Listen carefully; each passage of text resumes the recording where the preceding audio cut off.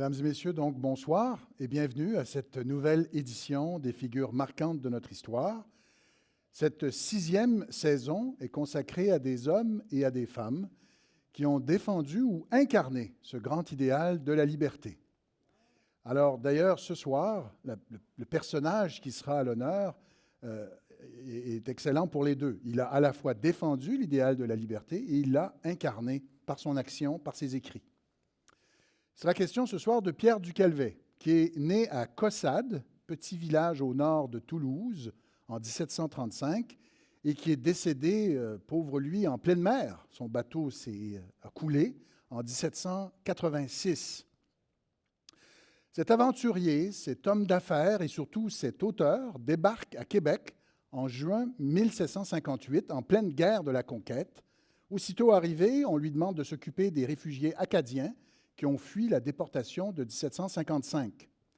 Après la conquête, il fait dans l'import-export et comme il est protestant, nous en reparlerons, il est nommé juge de paix, donc il a accès aux charges publiques.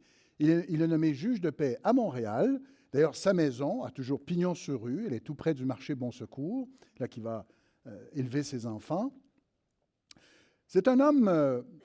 C'est un protestant, je disais, mais comme le dit bien notre invité, c'est un protestant, mais protestataire. C'est-à-dire que c'est un homme que les autorités n'impressionnaient pas beaucoup. C'était une sorte d'insoumis, c'est un homme qui était un esprit libre. Et donc, quand les armées américaines, vous savez, ces armées qui étaient en guerre contre leur métropole, débarquent à Montréal, vont occuper Montréal pendant plusieurs mois, il les accueille avec beaucoup d'ouverture. Quelques années plus tard, d'ailleurs, il va se greffer à un groupe, le groupe de la Gazette littéraire de Montréal, qui était un groupe qui souscrivait aux grands idéaux de liberté du siècle des Lumières, aux grands idéaux républicains.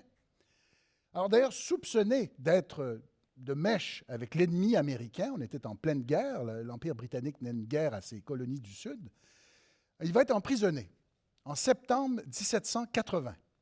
Et il va croupir derrière les barreaux pendant 948 jours. C'est très long. Mais aussitôt libéré, il réclame justice. Il envoie des lettres à plusieurs politiciens, décideurs britanniques. Il va même écrire au roi George III en personne, parce qu'il réclame justice et parce qu'il veut que ceux qui l'ont emprisonné injustement soient condamnés. Alors, comme ça ne fonctionne pas, comme personne ne retourne ses appels, comme on dirait aujourd'hui, comme personne donne suite à ses demandes, ses doléances, eh bien, il va se tourner vers l'opinion publique et publier ce qui est peut-être le premier essai dans notre histoire littéraire. Et ce livre s'intitule « Appel à la justice de l'État ». C'est très moderne de se tourner comme ça vers l'opinion publique pour, dans le fond, critiquer les dirigeants. Cet appel à la justice de l'État, on l'a souvent présenté comme un pamphlet, comme un réquisitoire contre le gouverneur Frédéric Aldima, qui est à l'origine de son arrestation, ce qui est assez vrai. C'est un réquisitoire très bien documenté qui tente de démontrer qu'on l'a injustement arrêté et emprisonné pendant très longtemps, et donc on a bafoué les libertés anglaises les plus sacrées. Mais c'est plus que ça, appel à la justice de l'État. C'est aussi un programme qui est esquissé dans ce livre-là, un programme d'avenir pour les Canadiens. Pour nous parler donc de ce personnage et de ce livre surtout, eh bien, nous avons décidé d'inviter un de nos plus grands spécialistes d'histoire littéraire du 18e siècle. On a toujours le sentiment que l'histoire littéraire, que la littérature naît au 19e siècle. Eh bien, il nous a montré par ses travaux savants, mais aussi certains travaux plus accessibles pour le grand public, qu'il y a quelque chose qui émerge à la fin du 18e siècle, entre autres, grâce à des auteurs comme Pierre du Calvet. Il a publié donc de nombreux travaux. Il a été professeur à l'UQAM pendant plusieurs années, là où il a fait sa carrière. Il a aussi publié de la fiction, des nouvelles, c'est un touche-à-tout. Donc il me fait vraiment plaisir d'accueillir pour vous ce soir Bernard Andrès. Merci et bienvenue aux figures marquantes. Bonsoir, M. Bédard. Je pense que je vais repartir aussitôt. Vous avez tout dit. Non. J'ai seulement été en surface. J'ai rappelé les grandes lignes, mais on va creuser. On a 1 heure devant nous et on va en apprendre beaucoup puisque c'est un personnage absolument fascinant. Mais avant de parler de ce personnage, je veux quand même qu'on sache en quelques mots Souvent, je pose ces questions à nos invités. Hein. Qu'est-ce qui a fait que vous vous êtes intéressé à ce sujet? Alors, qu'est-ce qui a fait qu'un jour, vous avez comme trouvé sur votre route ces auteurs du 18e siècle et que vous vous y êtes penché et intéressé? Vous faites bien de dire ces auteurs, parce que Pierre du Calvet cristallise un peu un profil d'écrivain peu connu à la fin du XVIIIe siècle, des écrivains qui sont nés autour justement de la conquête, à la fin du régime français et au début du régime anglais, et qu'on n'étudiait pas, ou qu'on étudiait peu dans les cours. J'ai enseigné, comme vous l'avez dit, à l'UQAM, et je pense que c'est à partir des années 90 qu'on a commencé à les mettre au programme en ce qui concerne notre institution. Alors, Pierre du Calvet, c'est un de ces écrivains qui, pour la première fois, ont eu un espace pour s'exprimer. Parce que les ancêtres canadiens, nos anciens Canadiens, s'exprimaient, envoyaient des lettres privées, intervenaient entre eux, mais sans avoir accès à une invention qui existait pourtant depuis quelques siècles, Oui. l'imprimerie. Ouais. L'imprimerie avait été interdite en Nouvelle-France par l'État français, de crainte que la colonie ne s'émancipe un peu trop vite, comme les colonies américaines l'ont fait. Et donc, on dira ce qu'on voudra de la conquête anglaise, et c'est un grand débat pour les historiens, on le sait, mais elle vient avec l'imprimerie. Et l'imprimerie en place permet à des individus lettrés, bien sûr, parce que tous les Canadiens n'avaient pas l'accès, effectivement, à l'écriture et à la lecture. Mais pour ceux qui pouvaient avoir une opinion, ils pouvaient l'exprimer dans un espace qui s'appelait les gazettes, comme on disait à l'époque, les pétitions, les requêtes, etc. Et ça, c'était imprimé et ça circulait. On sait aujourd'hui l'importance des réseaux sociaux. C'était un peu les premiers réseaux sociaux où pouvaient s'exprimer ces écrivains. Alors, il y a du Calvet, mais on aura l'occasion de parler d'autres personnages comme Luc Saint-Luc de la Corne, Pierre de Salles-la-Terrière. Mais comment, justement, dans votre carrière à vous, vous avez étudié Claude Simon, vous venez de la littérature française. Comment vous en êtes venu à découvrir ces auteurs-là? Y a-t-il un auteur en particulier, une découverte qui vous a mis sur cette piste?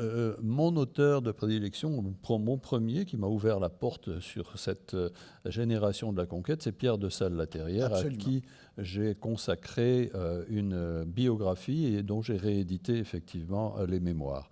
Et à partir de Pierre de Salles-la-Terrière, ça a été la clé qui a ouvert la boîte à Pandore de toute cette période-là.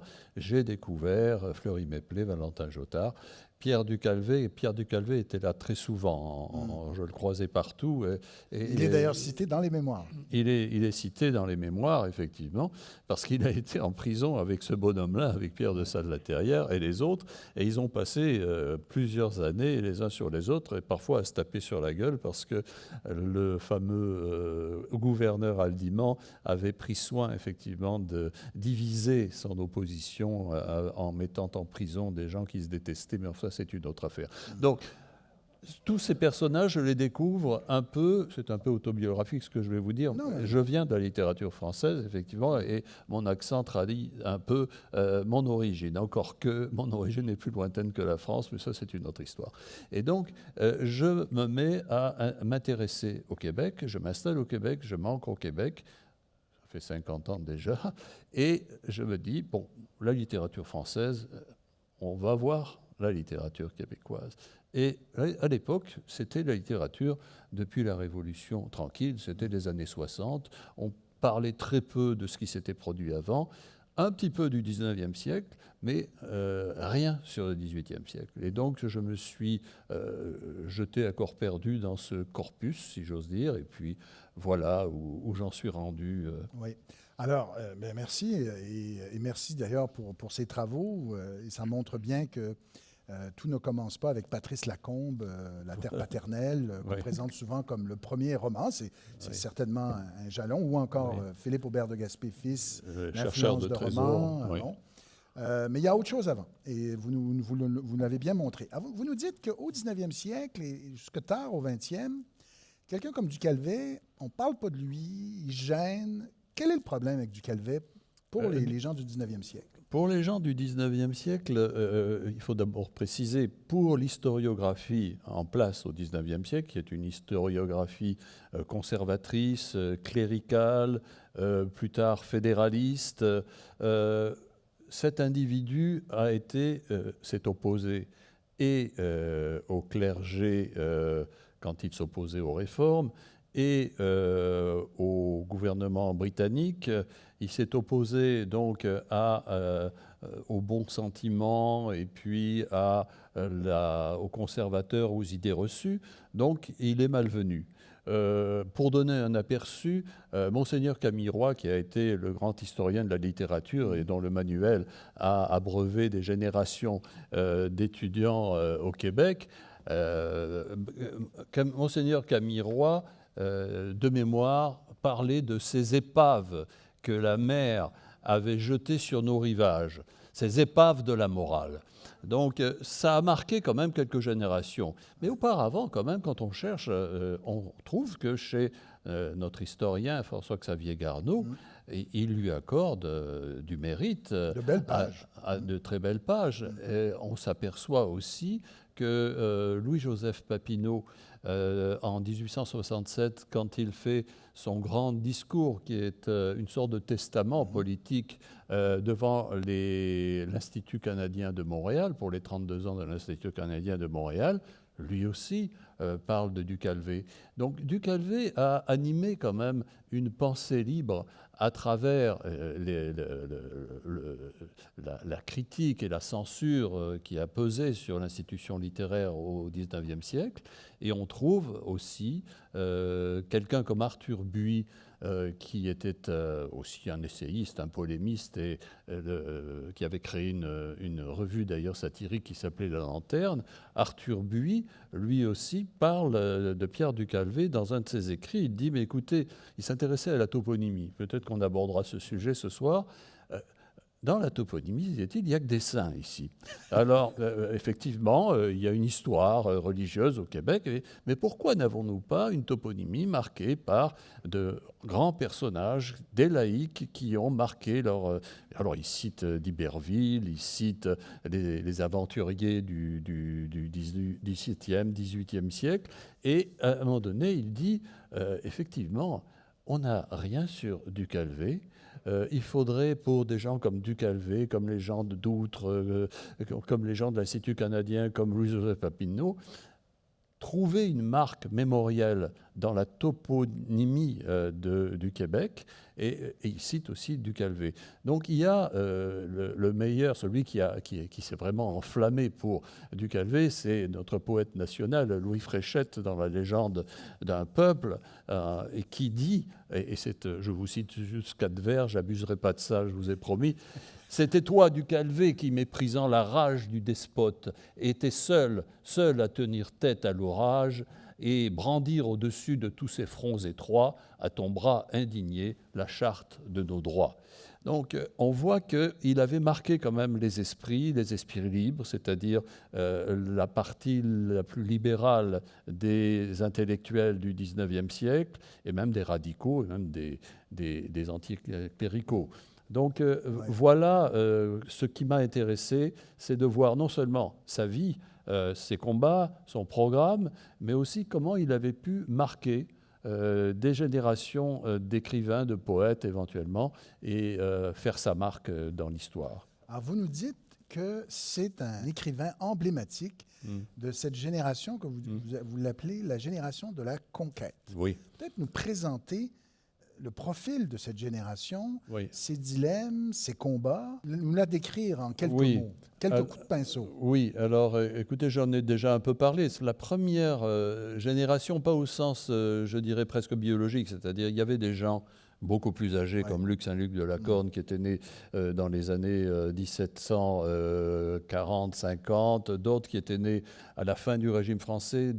C'est pas tant démographique. C'est pas démographique, c'est le fait que il y a une sorte de feu d'artifice, ils se révèlent tous à l'opinion publique parce que l'imprimerie est là.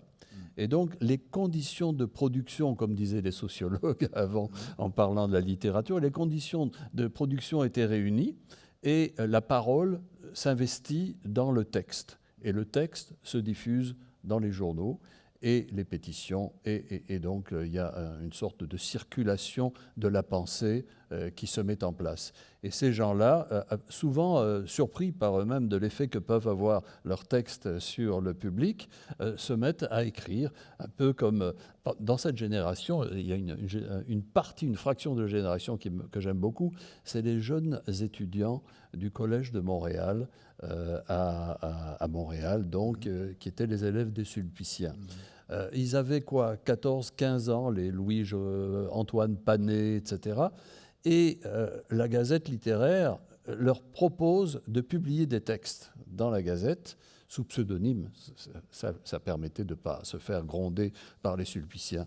Et eux aussi vont se lancer là-dedans, surpris eux-mêmes du succès qu'ils provoquent auprès de leurs camarades et aux grandes dames, naturellement, de leurs professeurs, qui se demandent « mais qui a pu signer sous le Canadien curieux » ou « je veux entrer en lice, moi ». Et donc, il y a une sorte de débat et qui pose des questions aussi sur l'enseignement que donnent les Sulpiciens. Je sais, je vais peut-être me faire traiter d'anticlérical, mais enfin, les Sulpiciens ont eu une histoire, et c'était les seigneurs de l'île de Montréal, je n'ai rien à dire contre tout ça, mais à Montréal même, il y avait de jeunes gens qui sortaient un petit peu de ces cadres-là ou qui aspiraient à sortir. L'un d'entre eux s'appelait Henri-Antoine Mézières. C'était un fils de notaire. Il aurait pu avoir une vie toute tracée, etc.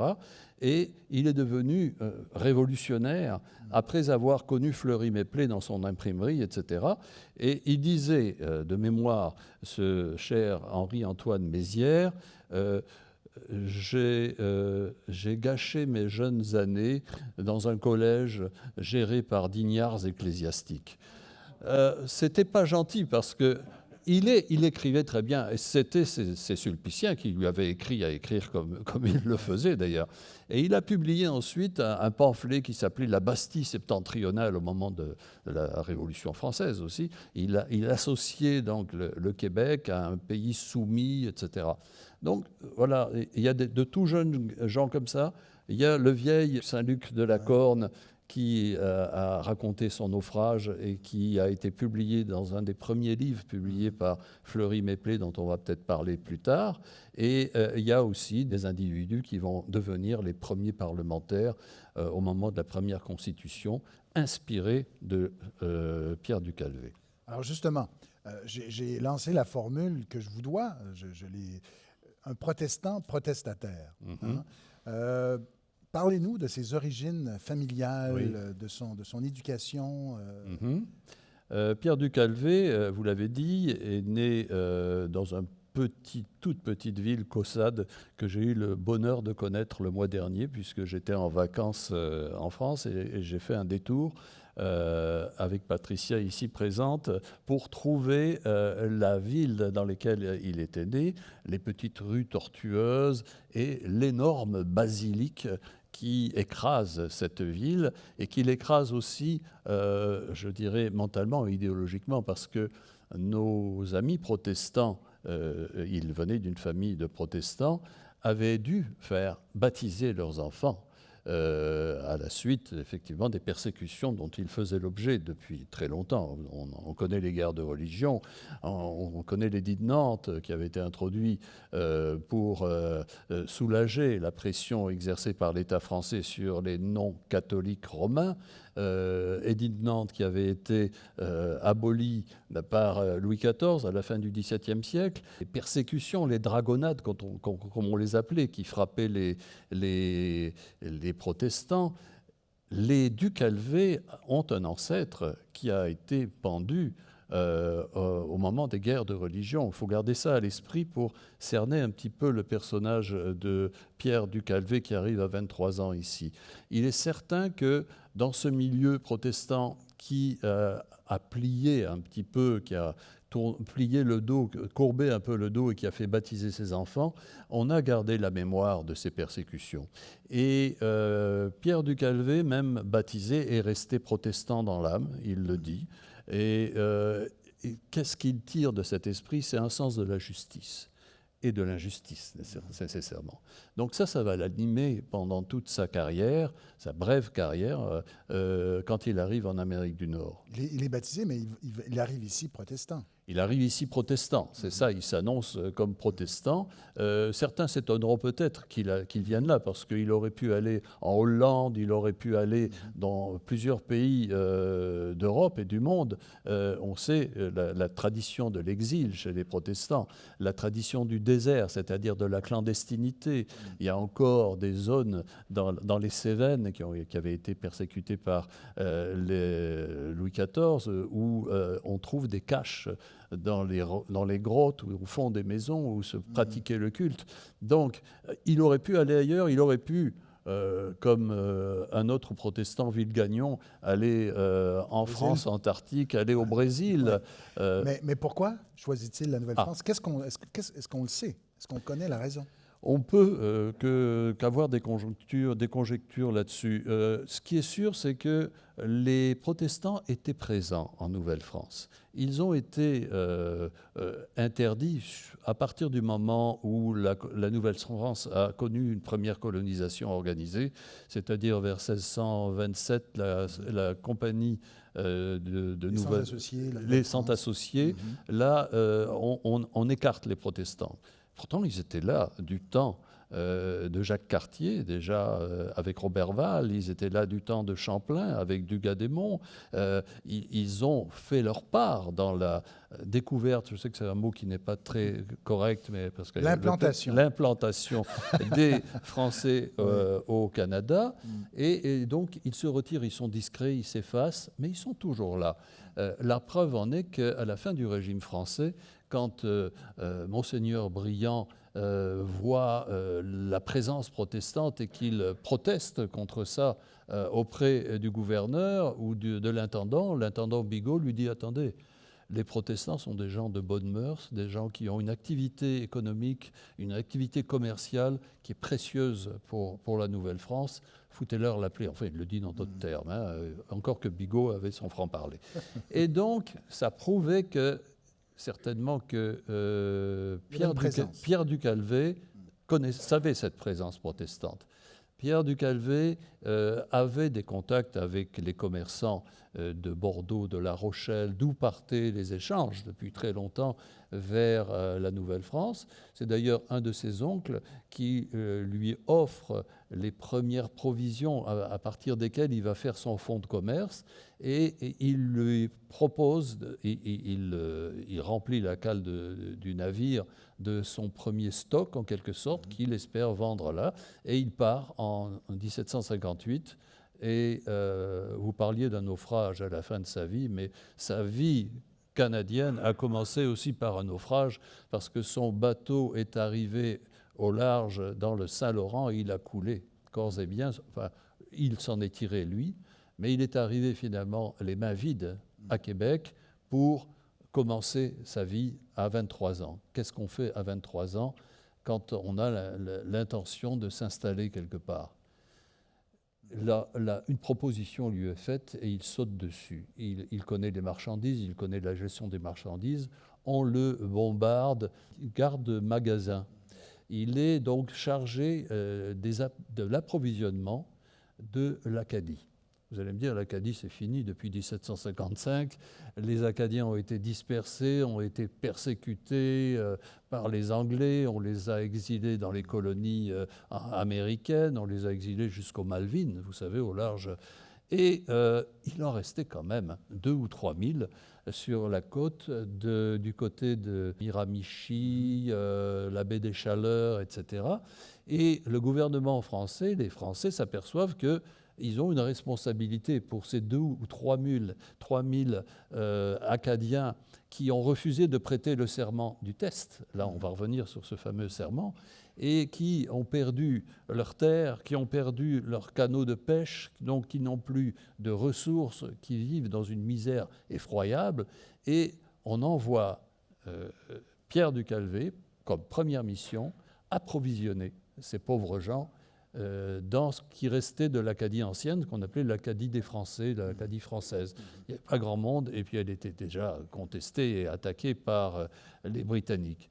Et ça va être sa première mission. Il va s'en acquitter très bien. Le premier été, il arrive donc vers juin. En juillet, il est déjà parti en Acadie avec un petit détachement et il est censé recenser ces Acadiens et essayer de leur fournir des provisions, etc. Et c'est sa première mission et il s'en acquitte si bien qu'on lui confie aussitôt, à l'automne suivant, une deuxième mission. Plus délicate celle-là, les Acadiens ont fait des prisonniers anglais, une trentaine de prisonniers anglais, et ces prisonniers sont menacés d'être exécutés par les Micmacs, qui sont la nation qui appuie, qui était alliée aux Canadiens et aux Français. Et dans un mouvement tout à fait 18e siècle, les lois de la guerre, on ne tue pas les prisonniers de guerre, il faut les raccompagner dans leur pays, etc. On demande à Pierre du Calvet d'assurer leur protection et de les conduire jusqu'à Halifax, en zone donc anglaise, et en évitant de les faire trucider par les Micmacs. Donc il arrive à parlementer, etc. Et on voit une sorte de diplomate qui se met en place. Et il s'acquitte aussi de cette mission. Et il rentre donc à Québec en se disant, là, je vais pouvoir enfin faire du commerce, lancer mon affaire. Mais là, il y a la capitulation. Oui, il arrive à la fin de l'été 1759. Il est dans l'œil de la tempête. Absolument. Il arrive en plein cœur de la guerre de la conquête. Là, la mauvaise place, le bon bonhomme, la mauvaise place. Ouais. Et effectivement, la ville a été bombardée, le siège de Québec a été horrible, et la seule chose à faire, c'est avec les forces militaires qui ont survécu à la bataille, se retirer vers Montréal. Donc, il y a une stratégie qui consiste alors à repartir, se reformer les forces et d'essayer de reprendre Québec. Ça va être les fameuses batailles avec le chevalier de Lévis et du Calvet est engagé, là aussi, dans cette bataille, non pas comme militaire, mais certainement comme dans l'intendance, là, pour approvisionnement des troupes, etc. Et il raconte d'ailleurs dans une très belle lettre à son père la façon dont il a vécu cette chose-là avec un patriotisme. C'est un Français dans l'âme. Il est protestant, ils ont souffert de l'État français, mais il reste français et il se bat avec beaucoup d'empathie pour la cause française. Et naturellement, Montréal va tomber. Bon. Alors justement, vous venez de dire, là vous m'ouvrez la porte pour la suite, et là il ne faut pas en parler trop longtemps parce que le temps file, mais juste comprendre, parce qu'il y a quand même une espèce de flou autour de, on pourrait dire au niveau de son allégeance. C'est-à-dire que j'ai lu la lettre que vous parlez à son père, on sent le patriotisme, l'engagement, il y a la capitulation, il y a le traité de Paris. Et là, très rapidement, Pierre du Calvet reçoit un mandat, une mission du gouverneur Murray. Oui. Comment expliquer, comment expliquer qu'il soit concours de circonstances, c'est ça. Mais expliquez-nous rapidement. Quelles sont les hypothèses les plus... il y a un élément que j'ai oublié de mentionner. Quand il va sauver les prisonniers militaires anglais, il reçoit une lettre de remerciement du lieutenant McCormick, je crois, qui lui dit « c'est bien sympa, etc., ça peut vous servir ». Il gardera cette lettre-là. Et quand il arrive en 1700... Donc, le fair play. Le fair play, c'est ça, oui. On est un peu dans une guerre de dentelle, vous savez, on se salue, je pourrais vous en dire long là-dessus, mais il y a de bonnes mœurs de la guerre, etc. Donc il rentre sous le régime britannique après 1760, et première chose qu'il veut faire, c'est un pays de fous, là, il veut rentrer en France. Donc on lui dit « Oui, mais il te faut un passeport pour ça. Il faut que tu demandes au gouverneur Murray un passeport pour rentrer en France. » Murray le voit venir et dit « Vous nous êtes trop précieux, mon cher du Calvet. Nous savons le travail que vous avez fait pour sauver ces militaires. McCormick lui a remis aussi un rapport sur les agissements de Pierre du Calvet. Il lui dit « Écoutez, vous avez l'air de bien connaître l'Acadie. Je vous renvoie en Acadie. Vous allez retourner là-bas parce que l'Acadie, c'était une épine dans le pied du gouvernement britannique. Et il n'avait pas réussi, depuis le traité d'Utrecht au début du XVIIIe siècle, à contrôler ces Acadiens là, qui refusaient le serment Leurs alliés du test, Abénaquis et tout leurs ça. alliés, Micmac, etc. Ils sont peu nombreux. Est-ce qu'on ne pourrait pas leur offrir, puisqu'ils vivent dans la misère, etc., que tous leurs frères, leurs sœurs, leurs mères sont partis à l'étranger, leur offrir quelques bonnes terres ou leur proposer de rentrer au Québec et donc essayer de régler cette chose-là. Alors, il y avait eu une première tentative avant Pierre du Calvet. Pierre du Calvet retourne là-bas. Il est très bien accueilli par les Acadiens et il arrive à les convaincre effectivement d'une entente avec le gouverneur Murray. Je n'en sais pas plus là-dessus. Alors, il y en a certains qui vont s'installer en Gaspésie, mais d'autres qui vont s'installer dans la région de Lanaudière. Oui. Il y a 2-3 paroisses dans la région de Lanaudière qui seront... où Bernard Landry est un descendant de ces Acadiens accueillis dans la région. C'est incroyable quand on y pense. Tout à fait. De Lanaudière, justement, à cette période. On fait un petit saut dans le temps. Donc, il a cette mission. Donc, il a la confiance des autorités. C'est ça. Il va commencer à faire, je le disais rapidement, dans l'import-export. Oui, dans ça son marche métier très bien. naturel, Ça marche très bien. Au point, mais justement, ça marche bien et il est nommé juge de paix. Voilà. Mais là, arrivons au crunchy, comme dirait mon fils. Arrivons au crunchy, c'est-à-dire c'est un juge de paix, mais un juge de paix pour le moins turbulent. Tout à fait. Expliquez-nous. Voilà. Il s'acquitte très bien de sa tâche. C'est la cour des plaies communs. C'est les petites causes, vous savez, entre problèmes de voisinage, les petites... Et donc, lui, il prend ça à cœur. Très à cœur. Il va aider les gens à se réconcilier. Il se considère comme un médiateur. Il va même payer de sa poche. Parfois, quand l'une des deux parties n'est pas d'accord, il y a un petit litige, il va arrondir les frais. Et il est très apprécié, il agit gratis pro deo parce qu'il y croit à la justice. Mais il y a une série de juges de paix qui s'en mettent plein les poches à côté de lui. Et il y a des juges corrompus, il y a des juges incompétents, et du Calvet est révolté et il se met à accuser ses collègues. Donc, à l'intérieur même de la fraternité des juges, il se met à dos une série de juges, dont 2 qui vont le suivre longtemps pour se venger de lui, le juge Fraser, et puis un autre, un francophone, Hertel de Rouville. Et le juge Fraser, malheureusement, est le voisin immédiat de Pierre du Calvet, au coin de la rue Saint-Paul et de la rue Bon-Secours.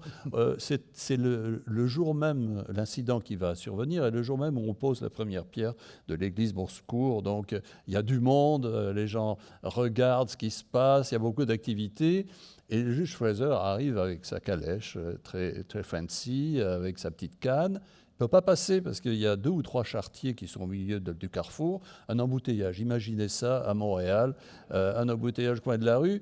Et le juge prend son fouet et commence à fouetter, à fesser sur le pauvre charretier, etc., qui le prend mal. Pierre du Calvet assiste goguenard à la chose, à l'événement, et se moque bien sûr de Fraser.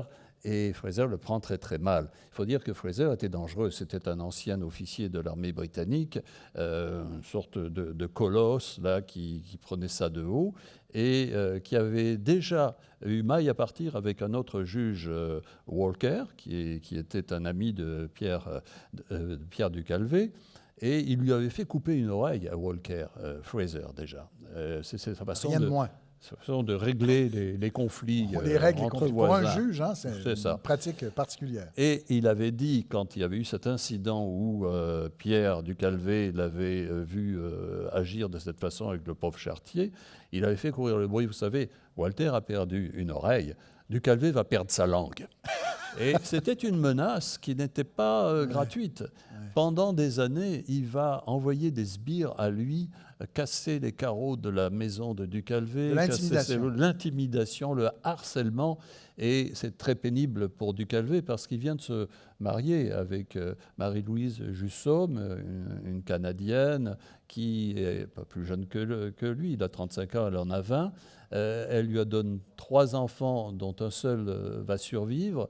et elle est terrorisée par ces attaques nocturnes, elle tombe malade et elle va mourir après la naissance du dernier. Et Pierre Ducalvet est persuadé que ce n'est pas étranger au climat horrible qu'il devait subir à cette époque-là, à cause justement de ses actions contre le système judiciaire, parce qu'il ne se contentait pas de parler là-dessus. Il a cassé la gueule aussi au juge Fraser, qui est revenu une autre fois pour bastonner Ducalvet. Ducalvet, plus petit, plus fluet que lui, mais l'a mis à terre quand même. Donc on savait que ça allait mal tourner, et effectivement, par la suite, il y a eu des tas de démêlés avec le juge. Ouais. Oui, justement. Alors, ça met un peu l'arrière-plan à ce qui va suivre aussi. Oui, c'est ça. Cette tension cette tension, et Ducalvet, naturellement, c'est un homme de plume. Il écrit aussi un mémoire sur la justice dans la colonie, etc. Et il envoie ça à Londres, lui, parce que Londres est quand même la référence. Il est vrai que c'est une monarchie constitutionnelle plus avancée que la monarchie de droit absolu de France. Donc on essaie de toujours dire, mais écoutez, ça marche bien là-bas, pourquoi est-ce que c'est la tyrannie dans la colonie ? Et donc Pierre Ducalvet va s'engager dans cette sorte de bataille avec les juges, et ça va lui causer des problèmes. Oui. Et justement, alors, durant cette période, il y a, je le répète très rapidement, il y a l'acte de Québec de 1774, les colonies américaines sont dans une guerre d'indépendance, les troupes du général Montgomery débarquent à Montréal. Quelle est l'attitude de Ducalvet durant cette période d'occupation des troupes américaines? D'accord. Alors on est passé un peu vite, mais il fallait bien le faire. Effectivement, la révolte américaine est devenue une révolution qui a été attisée par le fait aussi que les Britanniques ont accordé le traité... l'acte de Québec, qui reconnaissait pour la première fois la religion catholique, la langue française. C'était pour amadouer les Canadiens, parce que dans la guerre qui allait s'en venir, c'était une guerre civile entre les Américains et les Anglais du Québec. Ça s'appelait le Québec. Vous savez, les Anglais ont donné le nom de Québec au Canada, Province of Quebec. Donc c'était la guerre entre le Québec et les colonies anglaises. On avait essayé d'amadouer les Canadiens. Et les Américains ont bien compris la chose. Ils ont dit, bon, donc, on va envahir le Québec, mais on va prendre nos précautions. On va faire d'abord une invasion épistolaire, c'est-à-dire une propagande, dirait-on. Ils ont inondé le Québec avec, en français, lettres aux Canadiens, les invitant, comme nos chers frères, à vous joignez-vous à notre révolution, chassez l'anglais, bouter l'anglais hors du Québec, et nous allons former un grand pays, une grande nation, et le Québec va être la 13e ou la 14e colonie des États-Unis. Et quelle est la réaction des Canadiens? Alors là, il faut distinguer les membres du clergé, les nobles canadiens, l'aristocratie, etc. Ils n'en veulent pas, parce qu'ils ont obtenu ce qu'ils voulaient, disait-il, avec la langue et la religion. Les Américains sont des républicains. C'est ça, parce qu'il y a à la fois une guerre d'indépendance, mais il y a la volonté d'instaurer un nouveau régime. Un nouveau régime avec une assemblée représentative, etc. Et les Américains disent carrément, envoyez-nous des délégués au Congrès continental et on va vous reconnaître, etc. Donc, les conservateurs, appelons-les comme ça, sont farouchement opposés. L'évêque de Québec va crier du haut des chairs « Fermez, Canadiens, vos oreilles à ces envahisseurs !» séditieux, etc. On les appelait les Bostonnais ou les Bastonnais, parce qu'ils venaient la plupart du temps de Boston. Et par contre, dans les milieux plus libéraux, réformistes, on trouvait que c'était une bonne chose, qu'on allait enfin avoir un gouvernement qui reconnaîtrait sinon le peuple, du moins les élites, et avec lesquelles on pourrait former un pays mieux organisé que ne l'est la colonie à l'heure actuelle. L'élite donc de Montréal est vraiment très pro-américaine. Donc à Québec, c'est une ville qui va être plus conservatrice, qui va repousser... Oui, bon. Il y a des traditions qui ne se perdent pas. Qui va repousser les attaques de Montgomery. Montgomery est donc le général en chef des armées continentales. Il arrive à Montréal et il est accueilli en héros. Je pourrais vous lire une très belle citation de Valentin Joutard. Mais malheureusement, à Québec, qui est une ville fortifiée et qui a l'habitude des sièges, etc., il va mourir sous les remparts de Québec. Et là, ça va commencer à se dégrader, l'invasion américaine. Par contre, il faudrait parler de Trois-Rivières peut-être un tout petit peu. Trois-Rivières est entre les deux. Trois-Rivières voit pendant des semaines et des semaines les troupes américaines passer, occuper la place, les troupes anglaises, les troupes comme une sorte de théâtre un petit peu. Et les gens sont plutôt distants. Ils se disent, bon, c'est les Anglais qui se tapent dessus, on va laisser faire, on va voir comment aboutit la guerre. Sauf une petite portion de la ville de Trois-Rivières que vous connaissez certainement, les Forges de Saint-Maurice. Aux Forges de Saint-Maurice, un directeur s'appelle Christophe Pellissier. C'est un ardent républicain. Il est pro-américain. Il refile des boulets de canon des forges aux Américains pour attaquer Québec. Il va devoir d'ailleurs filer très vite quand les Anglais vont reprendre Trois-Rivières. Mais son directeur adjoint, qui s'appelle Pierre de Salles-Laterrière, qui est un de mes héros aussi, est soupçonné aussi d'intelligence avec les... Alors, Ducalvet dans tout ça, comment il réagit, lui, et qu'est-ce qu'on sait de sa réaction à Il accueille Franklin à bras ouverts à Montréal. Est-ce qu'ils vont se rencontrer? Ils vont se rencontrer à Montréal. Benjamin Franklin a instauré son QG, son quartier général, au château Ramsay. Si vous allez au musée du château Ramsay, vous allez trouver d'ailleurs, je crois, un portrait de Benjamin Franklin. Et donc, pendant 7 mois, Montréal a été une ville américaine.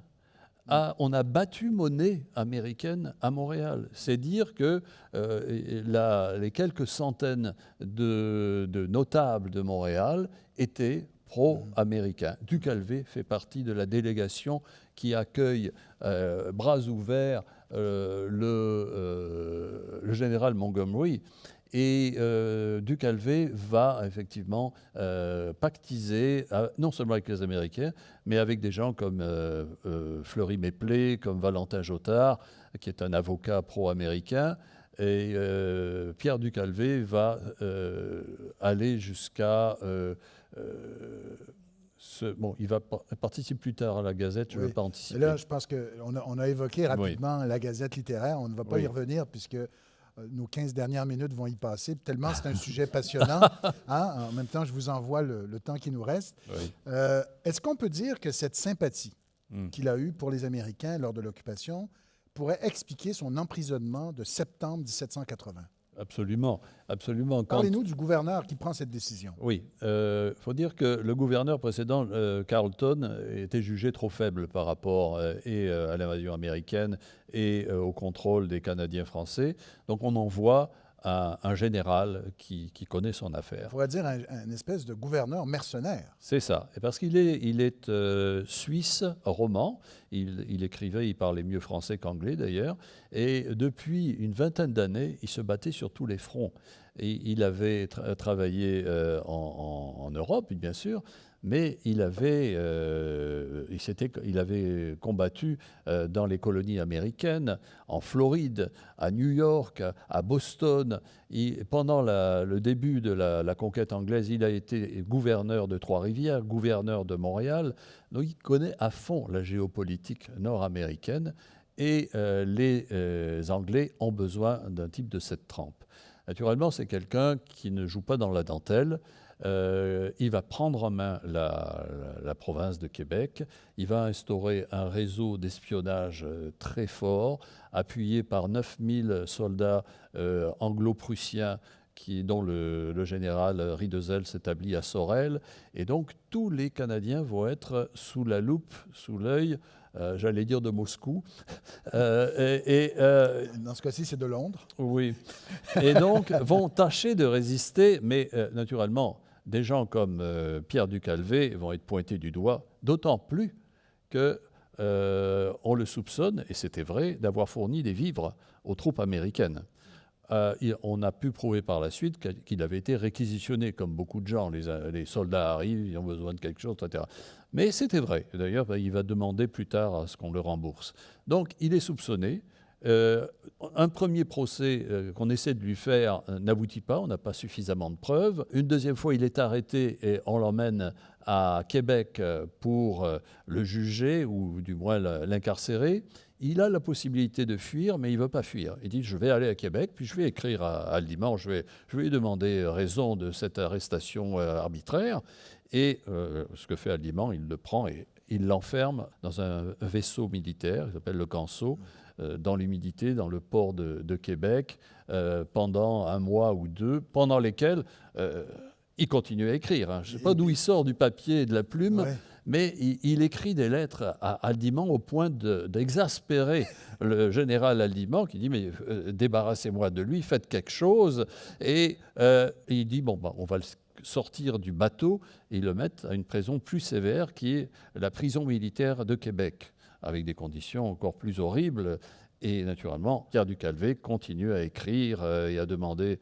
Un beau jour, il en a marre, Aldimand, et il dit « bon, on le libère, il y en a marre, je fais une lettre de libération pour le 9 décembre ». Malheureusement, le 8 décembre, du Calvet avait écrit une lettre, une supplique et une critique du gouvernement d'Aldimand et de la façon de jure.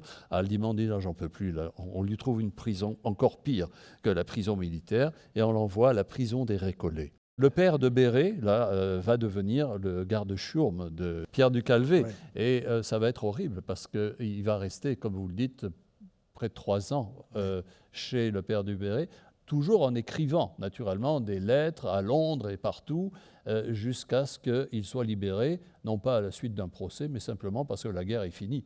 Voilà. En 1783, l'Angleterre reconnaît l'indépendance des États-Unis. Aldimand se débarrasse de tous ces prisonniers qu'il a faits. Il ne les a pas jugés, peut-être parce qu'il ne voulait pas qu'un jugement aboutisse à une condamnation à mort et à en faire peut-être des martyrs. Donc, il les libère. Et Pierre du Calvet se retrouve enfin libre, mais fauché, pas un sou. Tous ses biens ont été pillés pendant les 3 années de tous les procès qu'il avait avec des fournisseurs. Il les a perdus. Qu'est-ce qu'il fait? Il s'en va à Londres, et avec son fils, son unique fils survivant, et il décide d'aller à Londres. Pourquoi faire? Pour obtenir un procès contre le général Aldimand. Et il arrive à Londres et il écrit au roi, il écrit à tout le système politique de Londres pour demander justice pour lui, mais aussi, c'est le plus important, justice pour les Canadiens qui ont subi ce régime horrible, etc. Et ça, c'est un travail qui est assez important pour lui parce qu'il va rencontrer à Londres d'autres Canadiens réformistes, aussi bien Canadiens anglais que Canadiens français, qui sont là-bas aussi pour exiger un nouveau régime avec peut-être quelque chose comme une représentation populaire, etc. Alors, toutes ces représentations qu'il fait, toutes ces lettres qu'il envoie restent lettres mortes. Donc, il décide d'écrire ce livre. Voilà. Alors, racontez-nous l'histoire rapidement de ce livre. C'est ce qu'on appelle un factum en langage judiciaire, c'est-à-dire un gros dossier en vue d'un procès. Donc, il met toutes les preuves là-dedans, des notes de bas de page, voilà ce qui m'est arrivé, voilà ce qu'il aurait dû se passer, ce qui ne s'est pas passé, etc. C'est un assez gros volume. Malheureusement, pour le rédiger, il s'adjoint l'aide d'un secrétaire qui est vraiment un fiefé coquin. C'est un certain Pierre Roubaud, ou Peter Roubaud, qui est un espion et qui va dénoncer toutes les démarches de Pierre du Calvet pendant ces mois de préparation de son ouvrage.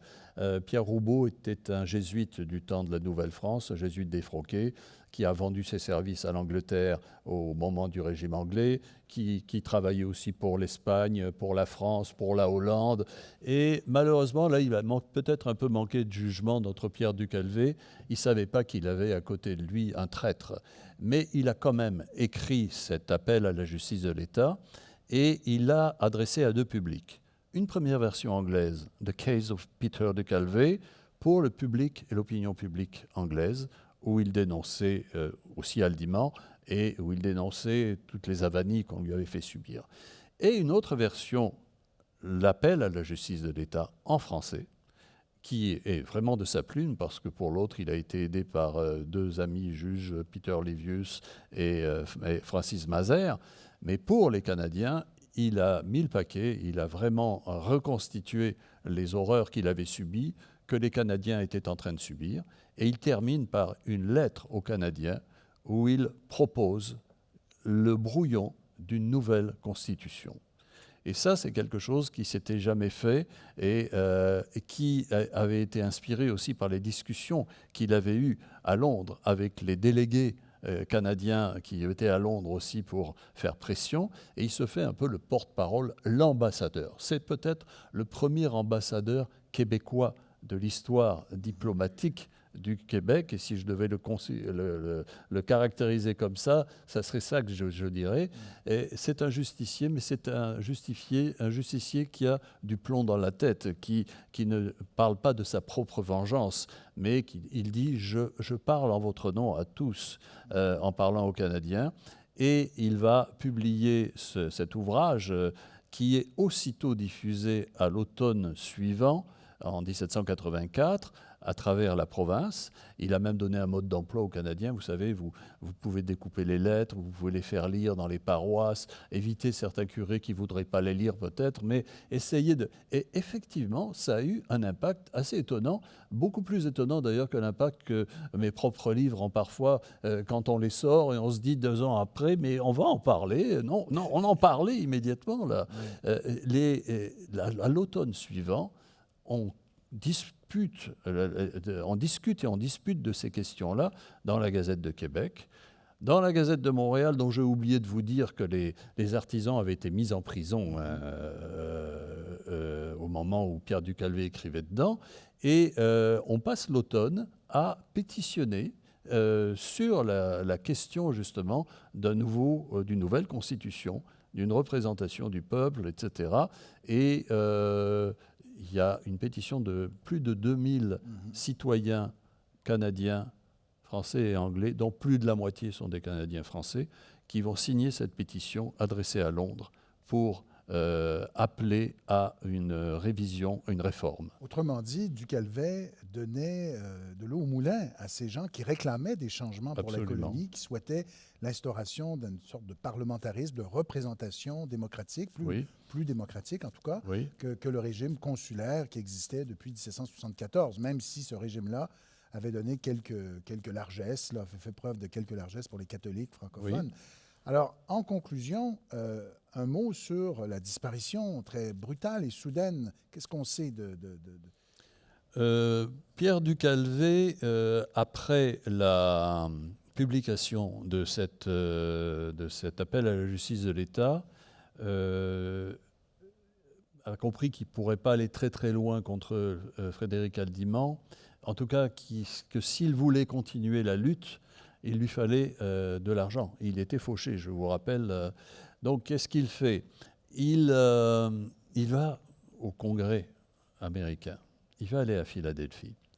Et il va raconter aux Américains ce qu'il a fait pour eux au moment de l'invasion. Il va demander à être remboursé au moins d'une partie des vivres qu'il leur avait fournis, avec l'idée de repartir vers Londres pour monter un nouveau procès à Haldimand. Malheureusement, le bateau a fait naufrage au large de New York et il a disparu. Une légende courra pendant quelque temps qu'il a été renversé par-dessus bord, etc. C'est faux, je pense, mais ça prouve cette légende qu'on aurait tué Ducalvé. Ça prouve aussi l'importance que revêtait Ducalvé pour certains réformistes et certains patriotes. Pierre de Salles-Laterrière, dans ses mémoires, parle justement de cette idée selon laquelle on aurait pu tuer Ducalvé. Ce qu'il faut savoir, c'est qu'on n'a pas fait de procès finalement à Frédéric Haldimand, ça c'est sûr. Il a quand même été disgracié Il n'a jamais obtenu, ça, les Anglais n'ont pas été très sympas avec lui, ils n'ont même pas donné une pension pour sa retraite, et il est reparti à Yverdon finir ses derniers jours là-bas. Par contre, il n'a pas pu voir, Pierre du Calvet, les résultats. Le résultat, ça a été la première constitution, avec un premier Parlement qui, malgré tous ses défauts, et ces défauts seront montrés largement par les patriotes quand ils essaieront de jouer le jeu avec Londres, et en s'apercevant que toutes leurs propositions seront repoussées et bloquées, mais au moins c'était le premier pas vers une constitution à qui on doit la division entre le Haut et le Bas Canada. Il nous reste un peu moins de 2 minutes. Dans quelle mesure, selon vous, Pierre du Calvet constitue, à vos yeux, justement, une figure marquante de l'histoire du Québec? Je pense que si on devait caractériser sa présence dans l'histoire et dans l'historiographie, il faudrait dire que c'est un des premiers diffuseurs des Lumières au Québec et un des premiers démocrates, voire un des premiers révolutionnaires. On a trop voulu faire de lui un simple petit réformiste, mais je pourrais vous donner une ou deux citations de la façon dont il parlait. Est-ce que j'ai une petite minute? Allez-y. Dont il parlait justement des Canadiens et de son rôle auprès des Canadiens. 1 minute. 1 minute. Il dit par exemple, « La transgression d'une loi, j'entends une loi fondamentale, constitutionnelle et de gouvernement, la transgression d'une loi appelle tout le corps du peuple à la vengeance et pour le renversement du violateur et pour une révolution totale. » Le mot « révolution » apparaît à quelques reprises. Et il termine en disant « C'est à vous maintenant, à vous défendre vous-même. Si, imitant le passé, vous êtes les spectateurs oisifs et insensibles des événements, eh bien votre province va être pour longtemps confirmée dans son esclavage, jusqu'à ce que le désespoir au moins lui suscite des vengeurs. C'est à vous à voir s'il vous convient de vivre dans un vrai coupe-gorge où personne ne peut être un seul moment assuré de sa fortune, de sa liberté, de son honneur et de sa vie. J'ai des idées trop nobles de vos sentiments pour imaginer qu'une si terrible destinée puisse jamais être de votre goût. » Bernard Andrès, ce sera les mots de la conclusion. Merci beaucoup Merci pour cet à vous. entretien.